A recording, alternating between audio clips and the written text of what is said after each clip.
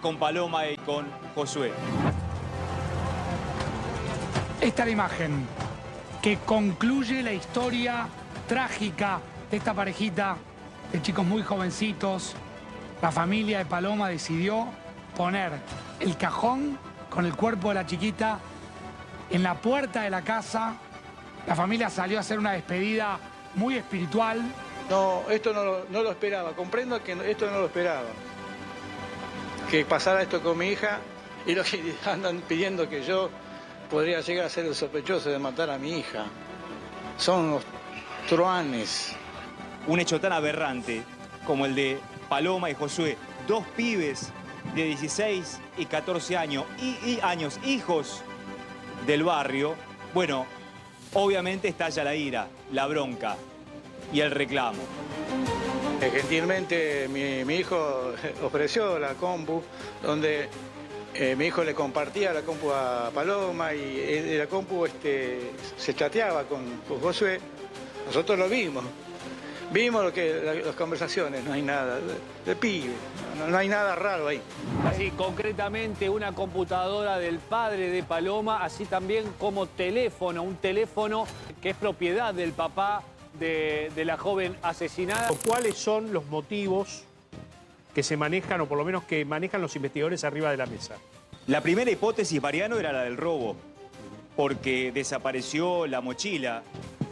La otra hipótesis tiene que ver con algo que habrían visto los chicos en ese camino que hicieron desde su casa, pasando por las vías del tren, por debajo del puente y llegando al lugar en donde finalmente los asesinaron.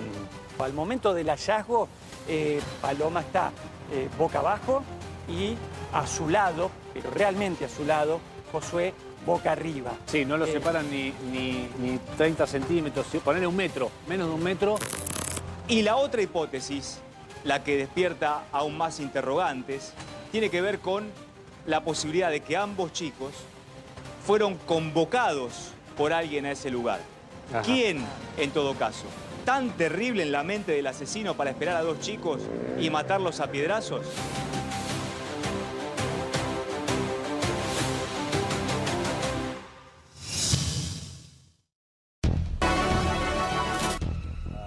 Todo en uno. Ahí escuchábamos en el informe a Marcelo Padovani con varias hipótesis sobre este caso, sobre esta lamentable muerte de Paloma, de Josué, los chicos jóvenes que tenían toda la vida por delante. Hay un giro ahora en la causa. En un ratito vamos a estar hablando con el papá de Paloma, que se acerca aquí en vivo a los estudios de A24, y con el abogado del papá de Paloma. Pero antes te quiero preguntar, Pablito, ¿cuál es el giro que se está dando en esta causa? ¿Qué es lo que se está pidiendo? ¿Qué es lo que se ve? Ahí escuchábamos a Marcelo sobre varias hipótesis. ¿Qué es lo que tenés vos ahora como última información? A ver, primero quiero contarte que pudimos saludarnos con Omar. Sí. Recién yo lo habíamos visto, lo habíamos hablado de él, pero nunca nos habíamos visto personalmente. Sí. Nos dice que está fuerte. Lo saludé en la bien, puerta también, fuerte. lo veo fuerte. Igual en esta cosa nos vamos a meter después, porque lo tenemos a Greco también para analizar un poquito cuál es la cuestión interna, la procesión interna. Exacto. Pero vayamos ahora la específicamente causa. ¿Qué es lo que está pasando? Al giro en la causa. ¿Qué es lo que está pasando? Se está solicitando que la bonaerense sea apartada de la causa. Desde la policía de la provincia de Buenos Aires surgieron versiones distintas a las que en principio se presumían que podría ser la del ataque de algunos marginales hacia los chicos. Pero hay algo que no termina de cerrar en esta idea de ese ataque. Tenés a otro abogado que te está diciendo pudieron haber visto algo, ellos creen que no pasó por eso. ¿Quiénes creen que no? Omar, su abogado, o sea, la familia de Paloma. En este punto creo que se dividen las aguas entre las dos familias. Y después quiero preguntarle por las fotografías de la chica rapada, que es la primera vez que la había visto, yo no la había visto la imagen. Quiero preguntarle si sospecha de alguna connivencia policial con la gente que estaba en este lugar viviendo y que pudieron llevar a la muerte a los chicos. La bonaerense, hay que aclarar que es parte de la bonaerense, ¿no? Me imagino que estamos hablando de la bonaerense que actúa en el radio de donde en Florencio Varela. Este hecho, específicamente en Florencio Varela. Lo que también hablábamos con el papá, fuera de cámara, de Paloma, es que se reunió con el intendente Florencio Varela, con Watson. Había unas vallas, no sé si ustedes recuerdan, sobre todo porque había temor de lo que podía pasar con algunas que otras manifestaciones enfrente a la municipalidad. Yo he recorrido mucho Florencio Varela por determinadas cuestiones, por determinados casos, denuncias y demás. Tiene una particularidad, Florencio Varela, que es que cuando vos estás en el casco céntrico, ¿sí? Te alejás apenas 10 cuadras para un lado. Ya estás en lo que llamamos nosotros pleno conurbano, ¿sí? Claro. Haces 10 cuadras hacia el oeste, o 15, ponele 20 cuadras, y empieza con una especie de campo, descampado, gente que no tiene servicios, no hay cloacas, gente colgada de la luz. Hay una cuestión marginal que no está muy lejos del centro de Florencio Varela. Es grande Florencio Varela, un lugar en donde han sucedido un montón de cosas, pero este caso específicamente nos lleva a recorrer un poquito, y quiero que me lo grafiques, Pablito, ¿a cuántas cuadras estábamos del centro de donde sucedió justamente este hecho? A ver. Una vez que cruzaron la vía estos dos chicos. Sí, mira, los chicos hicieron prácticamente 25 cuadras caminando, cosa que llama la atención. Ok. En línea recta, por ejemplo, son 10 cuadras hacia el descampado, pero terminan siendo 25 las que hicieron. Y es una de las ideas de cómo es que van ahí, por qué ese lugar. Es, como decís vos, muy cerca de la zona, del casco urbano, llamémosle.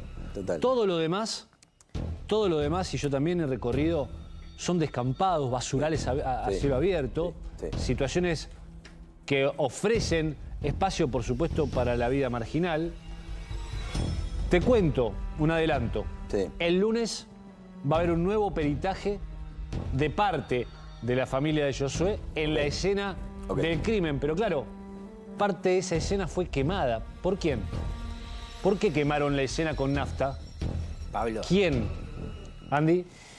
Pablo Gonza, los cuerpos aparecieron a tan solo 4 o 5 cuadras de la comisaría cuarta de Bosques. Está ahí nomás la comisaría, como decía Gonza hace un ratito nada más. Sí, sí, es muy cerca y es muy lejos a la vez, ¿no? Por cómo cambia justamente la fisonomía del paisaje.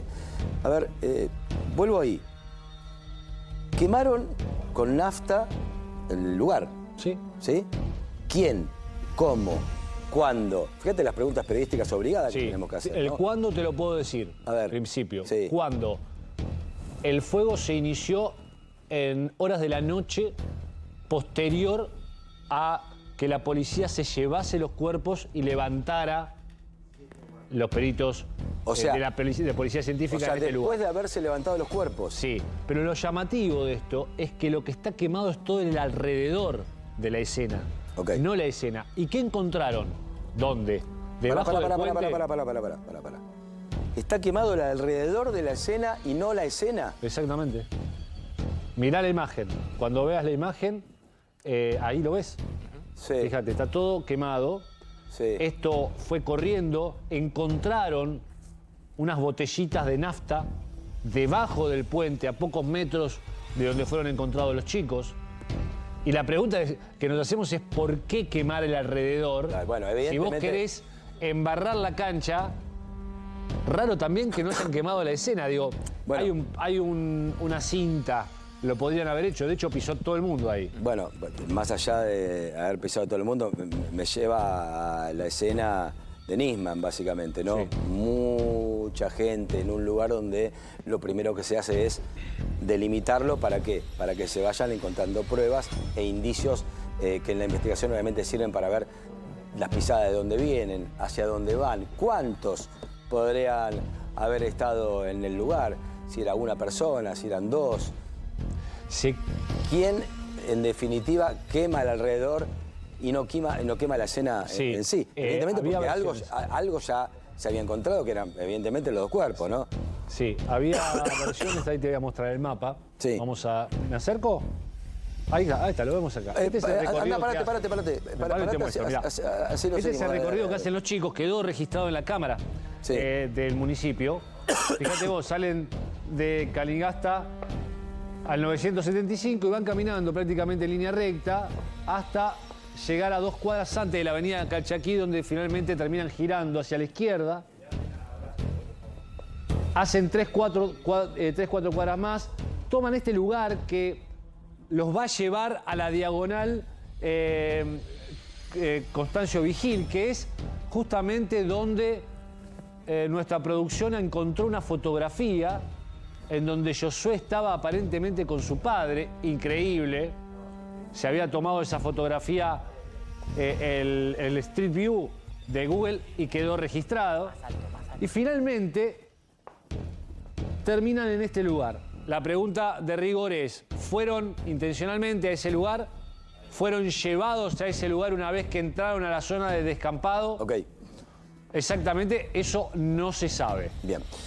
Gracias, Pablito. Estamos acá sentados, gracias por venir, con el papá de Paloma, con Omar y con el abogado del papá de Paloma. ¿Vos sos el nuevo abogado del papá de Paloma? ¿Había otro abogado antes o siempre fuiste vos? El primer abogado. Ok, perfecto. ¿No había alguna información que decía, che, es el abogado nuevo? No. ¿O siempre fuiste el abogado? Gracias por haber venido. Estamos con el licenciado Greco también acá para analizar un poquito más allá de la cuestión judicial, la parte humana de todo esto. Primero quiero preguntarte cómo estás. Se te ve, digamos, entero por fuera, pero me imagino que la procesión va por dentro desde que te enteraste de que tu hija ya no está más. Cuando tengo que quebrarme, me quiebro. Ok. Y no soy de piedra. Ok. Primero, obviamente, decirte que te acompañamos en el dolor y me imagino que la búsqueda de la justicia también está latente, justamente porque estamos tratando de dilucidar a través de información que tenemos, a través de fuentes judiciales, a través de información, qué es lo que ha pasado realmente con Paloma y con Josué. ¿Cómo estás vos? Esperando que entre todos hagamos justicia por Paloma. Y también, por supuesto, por Josué, que yo, después que vi todo esto, me causó gran tristeza porque, siendo el noviecito de mi hija, hubiera querido acompañarlos hasta el altar. Sí, me imagino dos chicos jóvenes. Y eso se lo negaron a ellos. ¿Cómo era la vida de ellos como novios? ¿Qué otros grupos frecuentaban? ¿Tenías o tenés ahora alguna sospecha de alguna participación con gente que por ahí tenía alguna que otra sospecha sobre determinadas actividades que a vos no te gustaban? En el caso de mi hija, yo le puedo hablar de ella. Siempre estábamos juntos en familia. Y el único momento que se apartaba de nosotros, yendo a la escuela número 63, la secundaria, ahí conoció a Josué. Y después se fueron encontrando en la plaza frente a la escuela. Claro.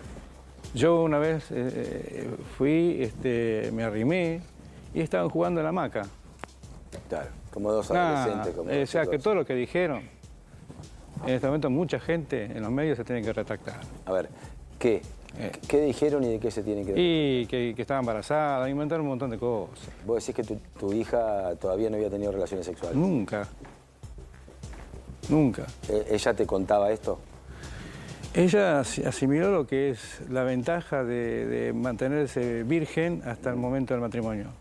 Entendió, y creo que Josué entendió lo mismo, porque hay algo mucho más elevado en la persona cuando se logra, hasta espiritualmente hablando, ¿no? Cuando se logra llegar hasta esa instancia, hasta el matrimonio, y después recién la consumación en el hecho nupcial. Eso es glorioso. Hacerlo antes, la relación es insana. Esto lo decís, me imagino, porque viene de una concepción, de una idea, de una práctica.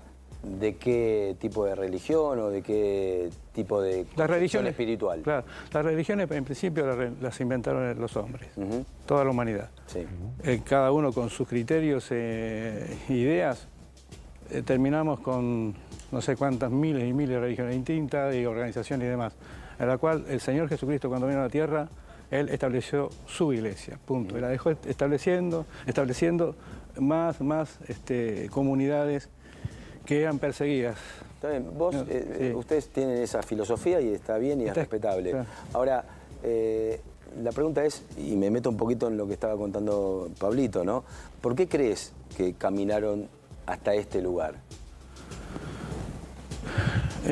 Si alguien quiere hablar tranquilo, el terreno espiritual es muy difícil de entender. A mucha gente les cuesta entender. Sí. A veces por eso me juzgan mal a mí también y dicen barbaridades, yo los perdono, no hay problema. Algún día vamos a poder conversar y explicarles un montón de cosas que por ahí no entienden. Yo también, antes de ser un ministro del Señor, de entregarme al servicio de Dios en ese sentido, no entendía un montón de cosas. Agarraba la Biblia, no entendía, después fui comprendiendo. Entonces, ahora puedo hablar de eso. Sí, pero más allá... Y en eso, por eso te digo, Sí. me resultó fácil ayudar a mis hijos y lograr la comunicación con ellos. Estaba en línea y ella lo entendió, y cuando tuvo la posibilidad de tener sus primeras experiencias Sí. en el amor, en el enamoramiento, recordó seguramente todos lo que yo le dije, porque solamente con ver las imágenes, cuando en la última, esa que recorre por debajo del puente, Sí. y doblan los dos para cruzar las vías, Sí. es evidente que si estuvieran ellos, o sea, en el caso de mi hija, Sí. hubieran tenido alguna relación o iban a hacer alguna relación, no iban con la alegría, la sencillez del momento. Ok. Porque si ustedes ven, nos vemos todos, Sí. que van contentos los dos. Ok, ¿por qué? Porque decís que en algún momento alguien puede haber pensado, te lo pregunto a vos también, si no sé, lo puedes contar, si es que está ahí en la causa, quizá ellos estaban yendo al lugar para un momento de amor, para, como se dice en la adolescencia, vamos a transar a algún lugar. ¿Podría haber estado pasando eso o no? Sí, mirá, la hipótesis principal que nosotros tenemos del expediente es que los adolescentes fueron víctimas de un ataque sexual cometido por un homicida sexual oportunista y que ejerció un alto poder de violencia, un alto ataque de violencia sobre el cuerpo de las víctimas. ¿Por una cuestión casual o porque fueron convocados a ese lugar para eso? No. Nosotros no hablamos sobre supuestos ni conjeturas, sino sobre los elementos que están en el expediente y las evidencias que se levantaron en la escena del crimen. Por eso nosotros inferimos que ellos fueron víctimas de un ataque. ¿Oportunista por qué? Yo entiendo que ellos fueron... Perdón, porque acá está tocando un detalle importante. Ahí vamos, ¿no? sí, Por los elementos, decís vos, que hay en el expediente. Más allá de que la escena del crimen, como decía Pablito, fue quemada, no la escena específicamente, sino el alrededor de la escena del crimen. Sí. El lugar donde se cometió el hecho fue quemado. La escena principal del crimen no, porque estaba encintado. Y porque esa parte, el pastizal era bien verde, no se quemó. No se quemó porque el otro ya estaba seco. El otro estaba más seco. Llegó el fuego hasta ahí, pero no se quemó. Entonces nosotros entendemos, de acuerdo a la posición que se encontraba el cuerpo de Paloma y también de Josué, de que hubo un ataque de carácter sexual. Tal vez el delito principal pudo haber sido un robo, pero al tener disponible a la víctima, el atacante, ¿cierto? Al ser dos menores indefensos, porque eran de contextura, eran flaquitos, chicos, los agredió sexualmente, que pudo haber sido cometido por uno o por dos personas. ¿Los agredió sexualmente? Quiero poner un punto. ¿Qué es lo que lleva a ustedes a entender que hubo una agresión sexual o que ese fue el motivo y que terminó con el desenlace? Hay indicios, signos en el cuerpo de la víctima que te evidencian... Perdón, de la víctima... Puedo especificar... Perdón, no importa. Pero dijo algo importante. Sí. ¿De la víctima o de las víctimas? No, de Paloma. Ella fue la que fue atacada. Ok, no, porque dijiste las víctimas fueron atacadas. No, fue Paloma nada más. Bueno, y se entiende que Josué intentó defender, porque de hecho tiene marcas en los nudillos. El asesinato de Josué pudo haber venido porque él intentó defenderlo. Obviamente la familia de José decía que él iba a hacer todo por su novia. Sí. Y también como una estrategia del agresor para eliminar al testigo. Claro. Es lo que nosotros sostenemos. Lo que pasó. Ahora, perdóname, Aníbal, sí. ¿sabes qué me llama la atención con esta hipótesis que ustedes tienen? Que, bueno, deben tener razones para creer que es así. Cuando uno ve la fotografía en la que se hallaron los cuerpos, uno observa que están completamente vestidos y tiene el chico por debajo de la cintura del pantalón por un arrastre que evidentemente ha tenido. Sí. Pero no se observa, o sea, ¿cómo puede haber un abuso sexual con la ropa puesta? Bueno, eso es lo que no termino de entender, ¿me entendés? Una de las características de los homicidas sexuales es tapar las partes íntimas de la víctima que agredió. Una de las características de los homicidas sádicos sexuales es eso. ¿Por qué el cuerpo de Paloma estaba boca abajo? Y ella no murió boca abajo. De acuerdo a los elementos de la autopsia, a mi entender, ella fue asesinada cuando estaba boca arriba. Boca arriba. Boca arriba. Boca arriba. Porque sufrió todas las agresiones en parte de la cara y en la parte lateral, digamos, de la cabeza. Y también hay otro detalle en la autopsia. Ella fue asesinada con la remera levantada. ¿Por qué? ¿Cómo se descubre eso? Porque hay signos en la espalda de ella, ¿cierto? De restos del suelo, claro, que se nota que ella estaba sin la remera. Entonces, es un elemento más a tener en cuenta para el ataque sexual. Bien. Yo entiendo que el delito principal puede haber sido el robo. Pero perdóname, disculpame que te interrumpa, porque lo estás contando bien, pero quiero entender. ¿Vos decís que la autopsia da que hubo abuso sexual? Hay elementos, o sea, hay elementos una que te hacen diferencia... sospechar que puede haber, claro, y lo que vio el papá, Tal ¿no? vez en la autopsia... Si me permiten, lo repito todo. Tal vez en la autopsia no se pudo determinar que la violación se haya consumado. ¿Por qué? O sea, no por se el llegó estado de los cuerpos. A ver, Omar, contanos. Pero hubo signos, él lo puede contar porque... Es lo que viste. ¿Qué viste? Por encima de todos los que han visto las fotos y videos, yo vi el cuerpo. Vos viste, sí, sin duda. Y además sos el papá. Y lo que hice apenas tocarlo un poquitito así nomás, y espero que eso no nunca, porque quería tocar un poquito la piel de mi hija. Le pedí al forense que por favor vea ese moratón que tenía primero entre pierna izquierda y cercana a la parte genital de mi hija, y la otra pierna también tenía otro moretón parecido, que yo estaba parado así. No lo veía muy bien, pero vi un sector. ¿Viste el moretón? Los dos moretones, un poquito... Sí, que son típicos en los casos de abuso. Sí. Son típicos. Bueno, ejercer fuerza. Ejercer fuerza. Que se nota que es con las manos. Eso provocó, claro. Bueno, primero. Entonces, cuando vi eso, dije, por favor, doctor, ¿me puede subir un poco la remera hacia arriba? Sí, señor, sí. Y levantó la remera, y lo que levantó es el seno izquierdo. Izquierdo. Lo que vi ahí es que estaba todo moreteado, y lo tengo que decir con mucho dolor, pero el pezón estaba erecto. Que sucede en las mujeres cuando están excitadas. Están excitados. El otro, cuando vi eso, este estaba un poquito levantado, vi que estaban prácticamente en la misma condición, o sea que los dos senos, la demás parte del cuerpo no estaba tan moreteado en el momento que yo vi. Pero vos viste moretones en el cuerpo de tu hija, que indicarían lo que indican claramente la parte sexual. El abuso sexual en la... Exactamente. Eso, o sea, no es que un derramamiento sanguíneo, de que como explicaba una perito... No hay un desgarro, no hay ese tipo de cosas, no se ha consumado.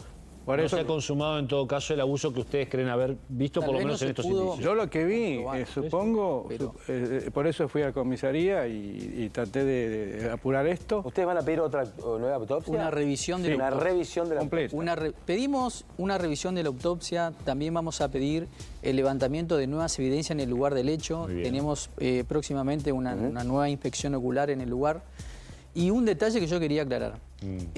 A ellos se los ve cuando pasan el puente Bosque, por debajo se lo ve que van caminando tranquilamente en forma voluntaria. Sí. Después cuando ellos ingresan a ese camino, a ese sendero, que está a la derecha, Sí. Y ese camino, según Ahí lo estamos viendo, estamos viendo el Estamos viendo el recorrido. Si querés, podés ir relatando el recorrido, ¿sí? Mientras vas contando, obviamente, con la información que vos tenés, ¿no? Una de las imágenes, cuando ellos salen, cuando van caminando por el barrio de Bosques, Sí. ¿cierto? Es una de ¿Qué hora era? primeras imágenes. ¿Qué hora era? Ahí, 18:05, 18:05. Sí. Ese auto no tiene nada que ver, ¿no? Porque se pensó que podría tener algo que ver. Ese auto que pasa, 18:05. a usted no le ¿qué llama día? la atención. No nos llama la No. atención, no. Perfecto. No. Ellos siguen caminando, se ve que tiene un morral, no una mochila. Sí, un morral, algo Un morral, algo sí, chiquito. que sé. El chico se ve que saca algo, no sé si el teléfono del morral, Sí, en ese momento. En ese momento. Siguen caminando y después se van a este lugar que te digo yo, que es donde increíblemente Sí. hay una foto de Josué 4 meses antes tomada por el Sí. Street View, Google Street View. Bueno, eso es un detalle Del que me chico, faltó. del chico. del chico. No de ella. Eso es No, un de de- ella no. De El Josué, chico, de Josué el solo, chico y no claro. sé si no está con el papá. No lo sé. No sabemos. Bueno, eso es un detalle que me faltó agregar. Ahí Entendemos la tenemos, ahora que la ponemos. Josué pudo haber reconocido a uno de los agresores. Muy bien. ¿Por qué? ¿Por qué? ¿Por qué? Ahí está. Porque él frecuentaba ese lugar con el padre. ¿Y ese lugar qué era? ¿Qué es? Ahora Te vas a comento ver. ese lugar. Porque vamos a ver Rescaté, No, ahora dónde yo hablé conoce la situación, ¿no? con los vecinos del lugar. Sí. Sí. Ese lugar era una cueva de delincuentes. Ahí vivía gente, más de 5 personas siempre. Alcoholizados, drogados, hacían de todo en ese lugar. Había de los ranchitos, eso que se ve en las cámaras, sí. con la bolsa de nylon, había como 5 de esos ranchitos Ok. en ese lugar. Gente en situación de calle. No solamente gente en situación de calle, había delincuentes. ¿Por qué? Ok. Porque desarmaban objetos robados, quemaban cable para sacar cobre. Era una cueva de delincuentes. Un aguantadero. Un aguantadero que correcto. estaba en conocimiento de la policía que existía ahí. Porque ustedes ven en la imagen, cuando se lo ve a Josué con el padre, recolectando la basura, había un patrullero Sí. también ahí en ese lugar. A ver si o sea, que podemos, ellos estaban en... chicos, en producción mostrar la Perdón. imagen de la que está hablando Pero, Aníbal. Sí, mostremos esto, pero no quiero que... Pues yo voy escuchando y tratando de que la gente también entienda ahí del otro lado y no quiero que se escape ningún detalle. Porque vos decís, se lo vio a Josué en ese lugar. Ahora decís, se lo vio a Josué con el padre. ¿Qué situación económica tenía Josué? Porque ahora estás diciendo, se lo vio con el padre quemando con un cable. No, Sí. está juntando cartón. Juntando Juntando Ahí está la cartón, imagen. el padre de Josué es un laburante Sí. y el hijo lo ayudaba Ok. a realizar ese trabajo. Ahí lo ven en la imagen. Ok, era un recolector de Eso fue, en basura octubre, eso fue en octubre del 2024. Un recolector de basura urbana con un carrito, como un montón que vemos, Sí. y Josué lo ayudaba. ¿Qué es lo que pasa, no? Generalmente vemos estas imágenes, algunos, dice, bueno, son delincuentes, no los que están ahí, ¿sí? Ellos son laburantes, sí los que vos te referís que quemaban cables, robaban objetos y lo desarmaban en ese lugar. Claro. Pero se mezcla este tipo de laburantes con esa gente en este lugar, ¿correcto? Exactamente. Ok. Yo entiendo la postura de la familia Josué, es verdad. No todos los laburantes que recolectan los residuos son delincuentes, no. Total. Definitivamente seguro. no. Es lo que estoy diciendo. Estamos sí. totalmente de acuerdo. Pero en ese lugar no vivía gente que recolectaba cartones. En ese lugar había delincuentes. Sí. Te comento un detalle. En ese lugar se había ahorcado una persona Un mes antes. un mes antes y nosotros pudimos ver que todavía estaba en el lugar el cable con el que se ahorcó la persona. Estaba ahí. Estaba ahí en el Increíble. lugar.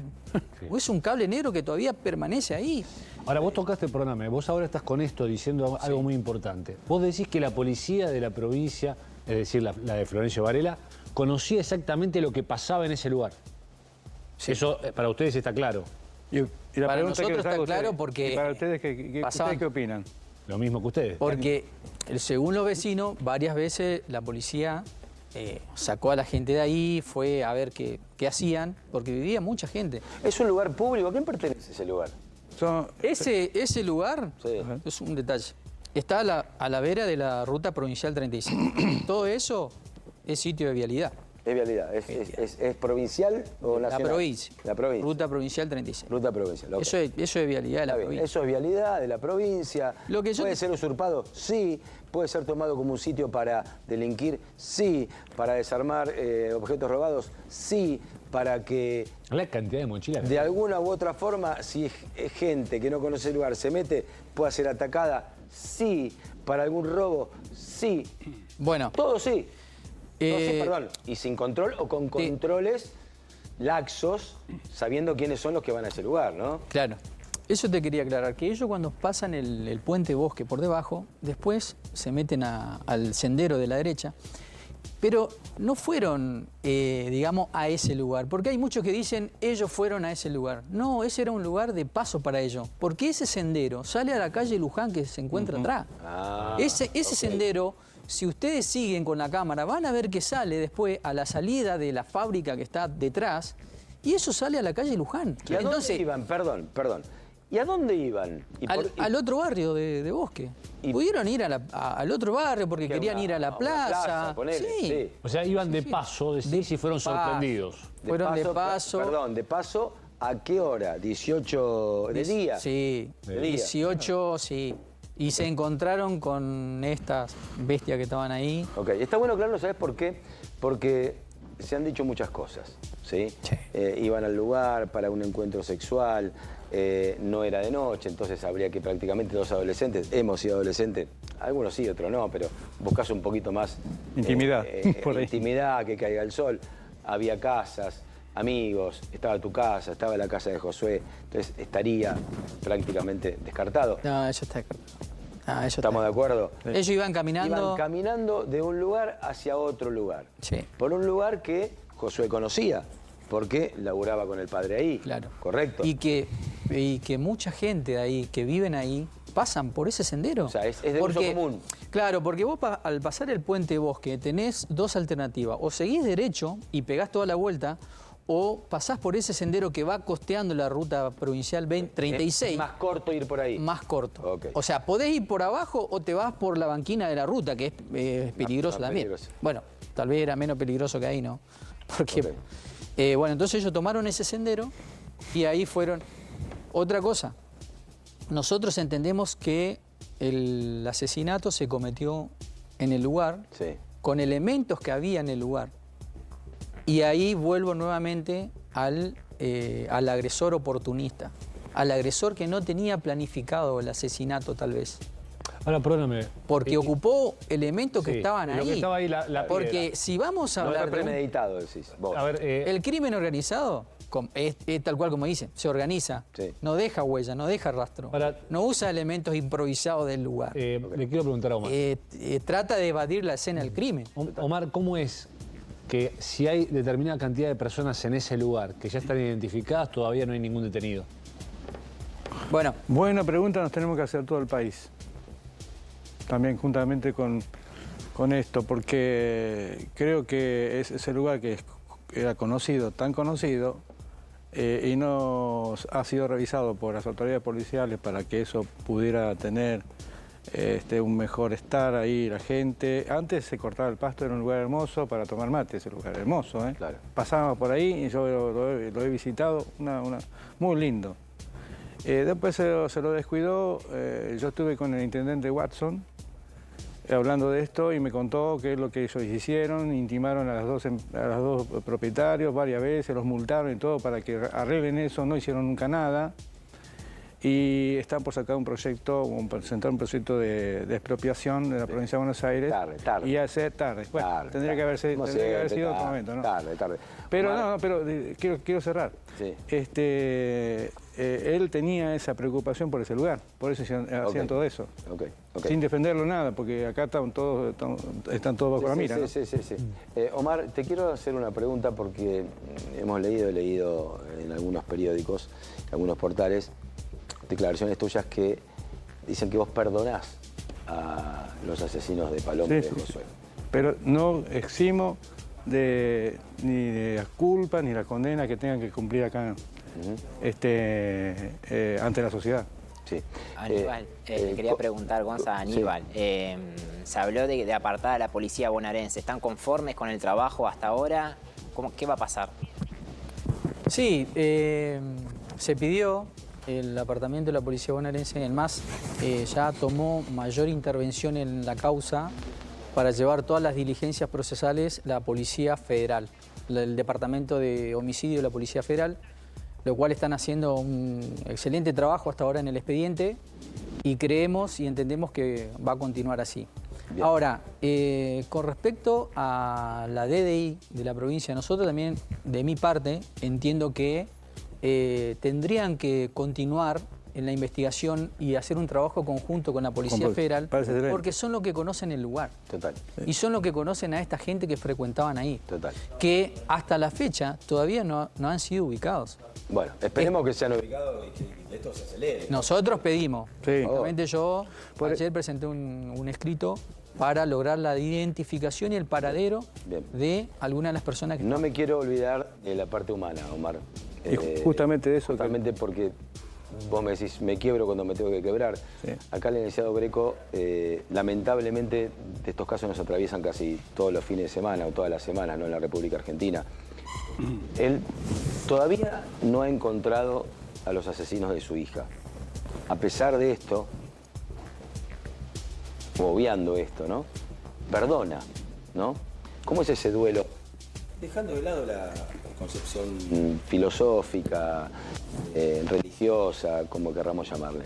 Desde tu costado científico, ¿no? ¿Cómo lo podemos analizar? He escuchado muchas voces criticar a Omar. Criticar porque... Un poquito el micrófono, para. Sí, perdón. Espera, me levanto yo acá. Tranquilo. He escuchado muchas voces criticar a Omar y quiero decir algo. Cada persona vive el duelo como puede, con lo que tiene, con lo que cree. Y cuando hablamos del mundo espiritual, no de religión, sino del proceso que Omar tiene desde lo espiritual, yo le pediría a la gente que pueda tratar también de abrir un poco la cabeza, poder empezar a comprender que la fe no es una cuestión solamente de iglesia. No. La espiritualidad también tiene que ver con la vida cotidiana. El dolor, cada uno lo procesa como puede. Esto es lo que quiero decir, que los duelos cada uno lo procesa como puede. Y por otra parte, y para finalizar, un poco lo que decía el doctor, este crimen tuvo un epílogo y un final que no es de un improvisado. El psicópata que mata, después trata al objeto como un objeto, lo cuida, lo acomoda. Entonces le diría que hay que buscar una mente no tan básica. Ok. Gracias, licenciado. Gracias, Omar. Una cosita quería pedirle en este minutito, justamente con este sentir que tenemos todos.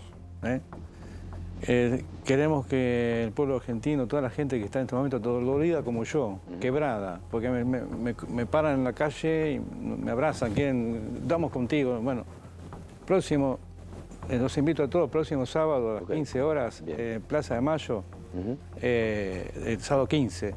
Nos juntamos todos en Plaza de Mayo para llorar, y ahí vemos qué podemos expresar después que nos liberemos de este terror en nuestros corazones, todo este mal. Invitamos a todas las iglesias, todos los pastores, que vengan todos.